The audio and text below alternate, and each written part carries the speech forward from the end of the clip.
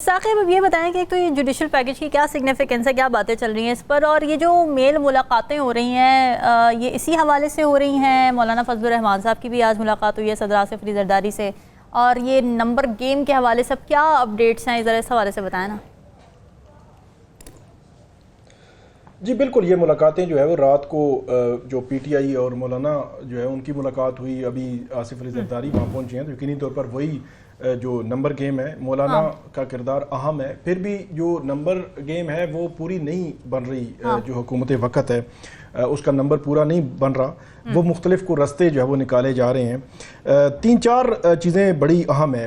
وجہ کیا ہے یہ جوڈیشل پیکج کی؟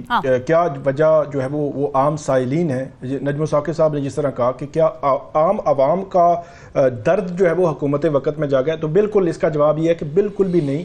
حکومت اپنی حفاظت پروٹیکشن کے لیے یہ سارا کچھ کر رہی ہے کہ آگے فیوچر میں، حالانکہ مجھے نہیں لگتا کہ جسٹس منصور علی شاہ صاحب اگر چیف جسٹس بنتے ہیں تو وہ کو ون سائیڈڈ چل پڑیں گے، نہیں بالکل بھی نہیں، وہ بڑے آزاد منش اور انڈیپینڈنٹ جج ہیں۔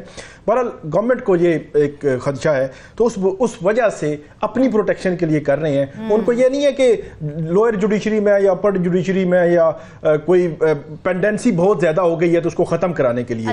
تو ایک تو 12 جولائی جو فیصلہ آیا تھا مخصوص نشستوں کا، پھر 6 ججز کا خط، وہ ان کو بالکل بھی ہضم نہیں ہو رہا۔ جسٹس منصور علی شاہ صاحب جو ہے وہ آگے چیف جسٹس بننا ہے، وہ بھی ان کے مد نظر ہے۔ تو یہ ملٹیپل جو وجوہات ہیں۔ خواجہ آصف صاحب کہہ چکے کہ اکتوبر نومبر میں ہمیں لگتا ہے کہ 8 فروری الیکشن کھل جائے گا اور ہمیں گھر بھیج دیا جائے گا۔ تو یہ وہ خدشات ہیں جس کی بنیاد پر حکومت جو ہے وہ اس قسم کا کام کرنے جا رہی ہے۔ اس میں دوسری جو بات ہے کہ کرنا کیا چاہتے ہیں متوقع طور پر، ایک تو ریٹائرمنٹ ایج 3 سال بڑھانا، دوسرا جو ججز ہیں ان کی روٹیشن مختلف صوبوں میں، مطلب اسلام آباد ہائی کورٹ کو خاص طور پر جو اس پہ ٹارگٹ ہے اس لیجسلیشن کا، وہ یہ ہے کہ اسلام آباد ہائی کورٹ کے جو جج ہیں ان کو مختلف جگہوں پہ بھیجا جائے۔ یہ کیوں ایک جگہ بیٹھے ہوئے ہیں؟ 6 ججز کا خط وہ میں نے آپ کو بتایا۔ پھر چیف جسٹس آف پاکستان کی جو تعیناتی ہے، سینئر ترین جو جج ہے، مطلب جسٹس منصور علی شاہ صاحب نے بننا ہے، تو اس کو بھی کہ 3 یا 5 کی کوئی لگا دیا جائے کہ پہلے جو ہے وہ سینئر 5 میں سے ایک جو ہے وہ چن لیا جائے۔ تو یہ 3 چیزیں متوقع طور پر امکان ہے کہ اس قسم کی تیاری ہو رہی ہے۔ ابھی تک ہر چیز خفیہ رکھ کے گورنمنٹ چل رہی ہے۔ منڈے کو پتہ چلے گا، منڈے کو قومی اسمبلی اور آگے ٹیوزڈے کو 27 اگست کو سینٹ کا جو ہے وہ اجلاس رکھا گیا ہے۔ ابھی جو جوائنٹ سیشن ہے اس کی تاریخ نہیں آئی، کوئی ایسی باتیں چل رہی ہیں لیکن ابھی تک اس کا اعلان جو ہے وہ نہیں کیا گیا۔ اور اس کے بعد اگلا پوائنٹ یہ ہے کہ کیا مطلوبہ نمبر موجود ہیں؟ مطلوبہ نمبر ان کے پاس موجود نہیں ہے۔ اور مولانا کے ساتھ بھی بات اس لیے ہو رہی ہے کہ مولانا کے سینیٹر موجود ہیں، سینیٹر ہیں، کیونکہ پھر ایک اور جو 239 جو آئین کا آرٹیکل ہے جس کے تحت یہ آئین میں اگر کوئی ترمیم کرنی ہے تو اس کا طریقہ کار لکھا ہوا ہے کہ آپ نے دونوں ایوان، قومی اسمبلی سے بھی 2/3 میجارٹی آپ کی ہونی چاہیے اور اس سے اس کی منظوری لینی ہے، اور سینٹ سے بھی لینی ہے۔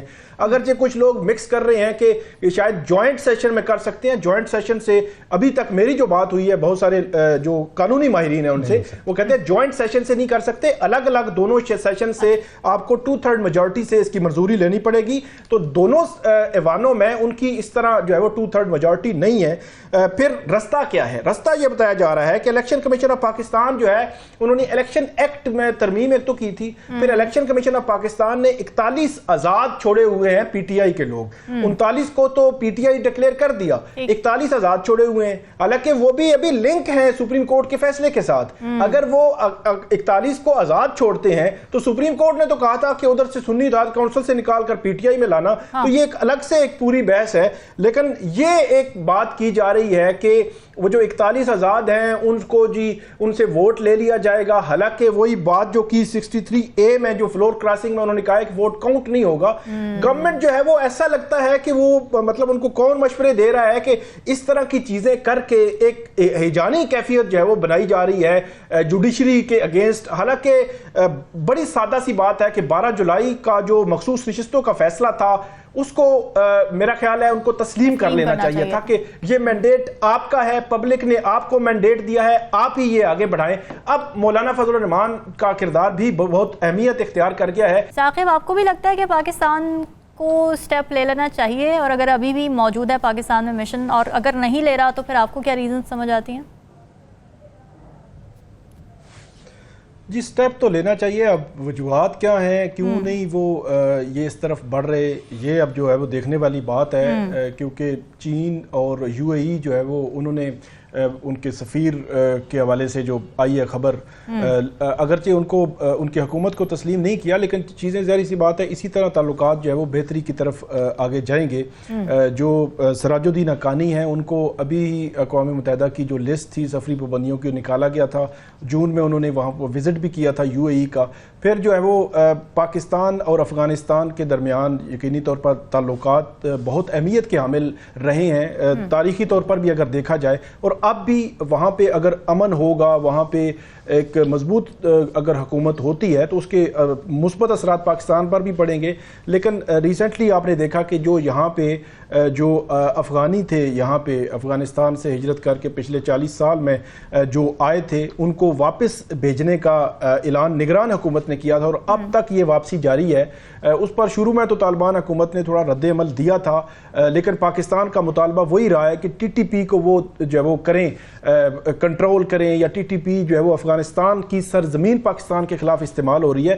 یہ چیزیں بہت اہمیت کی عامل ہیں کہ پاکستان کا جو افغانستان کے ساتھ بارڈر ہے وہاں پہ اگر امن آتا ہے اور اس کے اثرات پازیٹیو ہوں گے, اور یہ میرا خیال میں بہتر تعلقات سے ہی ہو سکتا ہے. اور بہتر تعلقات کی شروعات پھر یہی ہے کہ ہم ان کے سفیر کو جو ہے وہ تسلیم کریں اور اس کے بعد چیزیں جو ہے وہ پازیٹیو سائڈ سے آگے بڑھیں.